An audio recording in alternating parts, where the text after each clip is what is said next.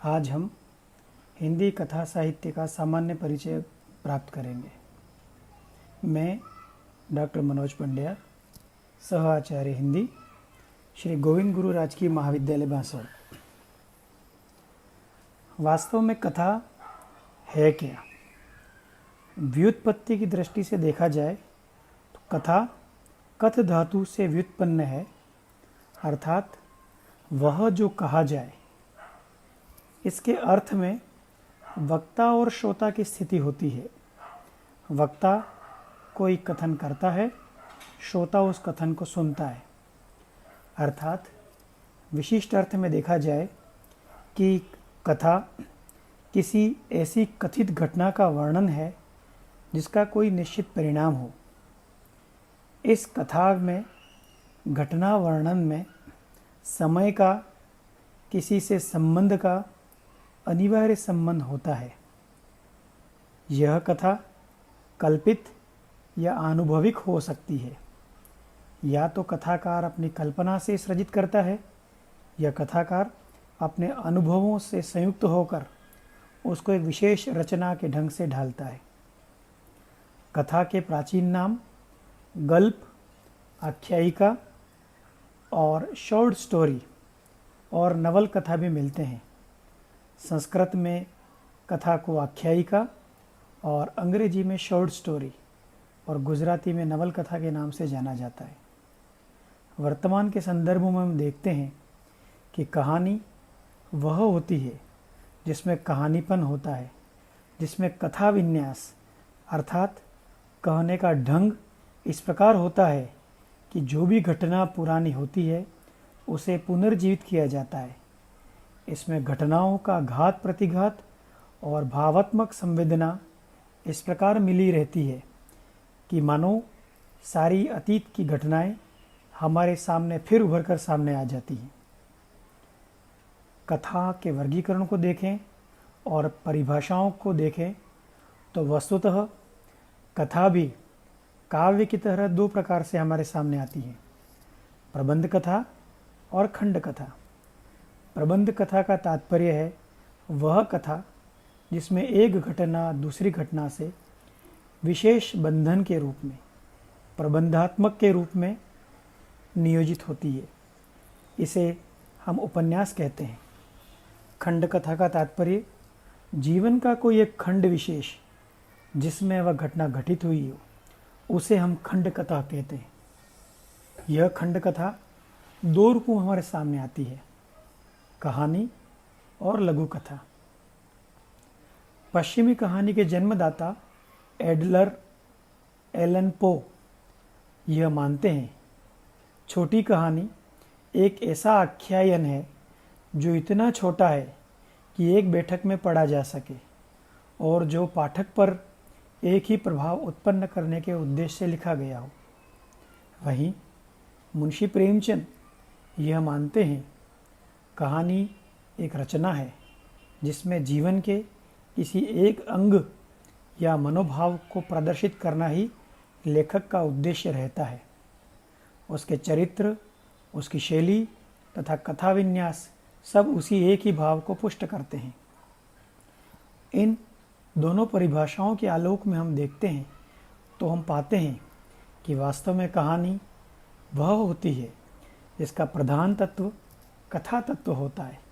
कथा का तात्पर्य एक वक्ता द्वारा श्रोता के सम्मुख कही गई कोई घटना या अपने अनुभव का आख्यान, और वस्तुतः यह ऐसा खंड प्रबंधात्मक गद्य रूप है, अर्थात जीवन के खंड विशेष का एक विशेष प्रकार से बंधा हुआ गद्य का वह रूप है जिसमें जीवन के किसी अंश, एक स्थिति या तथ्य का उत्कट संवेदना के साथ स्वतः पूर्ण और प्रभावशाली चित्रण किया जाता है। इस साहित्यिक गद्य रूप में गठन, तीव्रता और प्रभान्विति का विशेष ध्यान रखा जाता है। इसमें तीन तत्वों पर हम विशेष ध्यान देते हैं। एक है गठन, दूसरा है तीव्रता और तीसरा है प्रभावान्विति। गठन का तात्पर्य कहानी का गठन किस प्रकार से हुआ है, क्या वह घटना और पात्र इस प्रकार तर्कसंगत रूप से गठे हुए हैं कि वह हमको यथार्थ लगे, वास्तविक लगे और ऐसे लगे जैसे हमारे चारों ओर ही कोई घटना घट रही हो।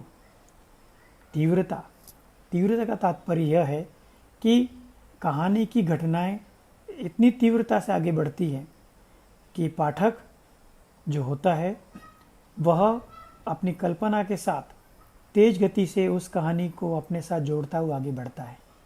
और तीसरा तत्व प्रमुख इसका है प्रभावान्विति। इसका तात्पर्य कहानी अपने उद्देश्य में किस प्रकार से श्रोताओं और दर्शकों को प्रभावित कर पाती है। ये तीनों मुख्यतः कहानी के प्रमुख अंग एवं तत्व माने जाते हैं। कहानी भारतीय रूप और पाश्चात्य रूप दोनों प्रकार से अलग अलग रूप से व्याख्यात की जाती है, लेकिन वर्तमान में कहानी को 6 तत्वों के आधार पर उसका विश्लेषण किया जाता है। कथानक, पात्र योजना या चरित्र चित्रण, संवाद या कथोपकथन, देश काल वातावरण, भाषा शैली और उद्देश्य। पहला तत्व होता है कथानक। कथानक का तात्पर्य है कि उस कहानी के अंदर वह घटना या वह कथा क्या है जो उस कहानी के मूल पात्र के चारों ओर बुनी हुई हो, उसे हम कथानक कहते हैं। दूसरा तत्व पात्र योजना या चरित्र चित्रण। इसका तात्पर्य कोई भी कहानी ऐसी नहीं होती है जिसके अंदर कोई पात्र न हो, कोई चरित्र न हो। शास्त्रीय ढंग से ऐसा माना जाता है पात्र योजना का मुख्य केंद्र बिंदु नायक होता है। नायक का तात्पर्य वह जो सारी कहानी को अपने कंधे पर ढोकर चलता है, वह कहानी की धुरी होता है, वह कहानी का केंद्र होता है। यदि उस कहानी में उस पात्र को निकाल दिया जाए तो कहानी में कुछ भी शेष नहीं बचता। अर्थात कहानी के अंदर मुख्य पात्र, सहायक पात्र, खल पात्र, ये 3 प्रकार के पात्र हमारे सामने आते हैं। मुख्य पात्र का तात्पर्य कहानी के प्रारंभ से लेकर अंत तक और ख़ास तौर से कहानी का जो फल होता है उस फल को भोगने वाला वह मुख्य नायक माना जाता है। यदि वह पुरुष पात्र हो तो नायक माना जाता है और स्त्री पात्र हो उसे नायिका माना जाता है। इन मुख्य पात्र को सहयोग देने वाले जो भी पात्र होते हैं उन्हें सहायक पात्र कहा जाता है और मुख्य पात्र के उद्देश्य प्राप्ति में व्यवधान डालने वाले, बाधा उत्पन्न करने वालों को खल पात्र कहा जाता है, जिसे नकारात्मक पात्र भी कहा जाता है। तीसरा तत्व इसका माना जाता है संवाद या कथोपकथन। संवाद का अर्थ होता है समवाद, अर्थात 2 पात्रों के मध्य जो वार्तालाप है, जो बातचीत है, उसे संवाद कहा जाता है। इसका दूसरा नाम कथोपकथन भी है, अर्थात कथन और उपकथन। एक पात्र अपने भाव और विचार दूसरे पात्र के सम्मुख रखता है और दूसरा पात्र पहले पात्र के संवाद के उत्तर में अपना उत्तर देता है।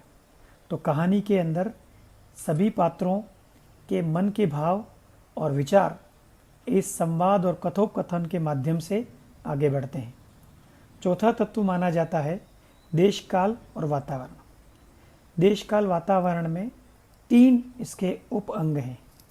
देश का अर्थ होता है स्थान, अर्थात वह कहानी किस स्थान पर घटित हो रही है। क्या वह कहानी नगर में घट रही है, चाहे वह ग्राम में घट रही है, चाहे वह भारतीय परिवेश में घट रही है, चाहे पश्चिमी परिवेश में घट रही है, वह उसका देश होता है।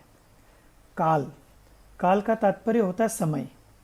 वह कहानी जिस समय में घट रही है उस समय का बोध कराना कि क्या वह कहानी मौर्य युग की है या गुप्त युग की है या मुगल काल की है या अंग्रेज़ों के काल की है या आज़ादी के समय की है या आज़ादी के बाद की है। उस कहानी में काल अर्थात समय को भी देखा जाता है। तीसरा इसका उपअंग माना जाता है वातावरण, अर्थात कहानी में पात्रों के माध्यम से या घटनाओं के माध्यम से समाज के, राजनीति के, परिवार के और अर्थ के और धर्म के इन सब वातावरणों का प्रत्यक्ष और अप्रत्यक्ष वर्णन होता है, जिसके माध्यम से वह कहानी जब घटित हुई है उसका सामाजिक, उसका धार्मिक, उसका आर्थिक और उसका राजनीतिक वातावरण हम प्राप्त कर सकते हैं।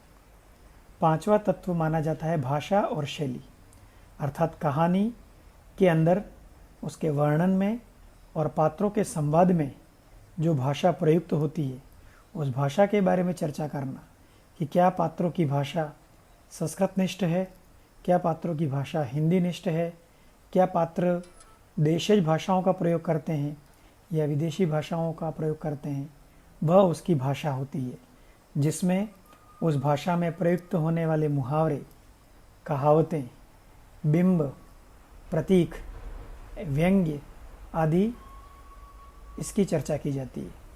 शैली का तात्पर्य प्रत्येक कहानी एक अपने ढंग से एक अलग शैली से लिखी जाती है। कहानियाँ कई शैलियों से लिखी जाती हैं, वर्णन प्रधान, विवरण प्रधान, पूर्व दीप्ति शैली। हम सभी लोग जानते हैं कि कभी कभार कहानीकार एक पात्र के माध्यम से एक वक्तव्य कहलाता है और सारी कहानी पूरी फ्लैशबैक में चलती है, जिसे हिंदी में पूर्व दीप्ति शैली कहा जाता है। छठा और प्रमुख तत्व है उद्देश्य, अर्थात कोई भी कहानी है वह बिना उद्देश्य के आगे बढ़ती ही नहीं है, बिना उद्देश्य के किसी कहानी का सृजन होता ही नहीं है। उद्देश्य उस कहानी का अंतिम छोर होता है। उस उद्देश्य के कारण ही सारी कहानी की बनावट, पात्रों की बुनावट और समस्त संवाद, देश काल, वातावरण और भाषा शैली उसी उद्देश्य को लेकर निर्मित किए जाते हैं। उद्देश्य की दृष्टि से देखा जाता है कि क्या कहानी का उद्देश्य आदर्शमूलक है, क्या कहानी का उद्देश्य यथार्थमूलक है। अर्थात कहानी कहने का तात्पर्य कहानीकार सिर्फ मनोरंजन करना नहीं चाहता, उस कहानी के माध्यम से किसी बहुत बड़े उद्देश्य की पूर्ति करना चाहता है। वह उद्देश्य की पूर्ति यदि कहानी में होती है तभी कहानी सार्थक मानी जाती है। इन 6 तत्वों के आधार पर ही कथानक, पात्र योजना, संवाद, देश काल, वातावरण, भाषा शैली और उद्देश्य, इन 6 तत्वों के आधार पर ही किसी भी कहानी का आधुनिक ढंग से हम विश्लेषण करते हैं। धन्यवाद।